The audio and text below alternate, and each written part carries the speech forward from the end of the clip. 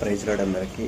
ఇప్పుడు మీ మధ్య ఉంచిపోయే వాక్యం ఏంటి అంటే మత్తయికి రాసిన గ్రంథము 19వ అధ్యాయము 26వ వచనము. దేవుడి వలన సమస్తము సాధ్యమే. మీరు ఏ అయితే కార్యాలు జరగట్లేదని విడిచిపెట్టారో, ఏ అయితే సమస్యలు అవి పోవని బాధపడుతూ వదిలిపెట్టేశారో, మనుషులు మారారనుకుంటున్నారో, త్రాగుడికి అలవాటు పడిపోయిన వాళ్ళు మారరు అనుకుంటారు, చెడు వ్యసనాలకు అలవాటు పడిపోయిన వాళ్ళు ఇక వారి జన్మలో మారరు అని వదిలేస్తారు. మీరు ఏదైతే పరిస్థితులు అవి జరగవు అని వదిలేస్తారో, ఇంకా అవ్వదు, ఆ ఉద్యోగం నాకు రాదు, ఆ యొక్క పరిస్థితి ఇంకా మారదు, ఆ యొక్క కార్యము ఇంకా జరగదు అని ఏవేవైతే అనుకుంటున్నారో, దేవుడు ఇప్పుడు మీతో ఏం చెప్తున్నాడు అంటే సమస్తము సాధ్యమే. అది దేవుని వల్ల మాత్రమే. ఏదైతే అసాధ్యాన్ని సుసాధ్యముగా కూడా దేవుడు మార్చగలడు అనమాట.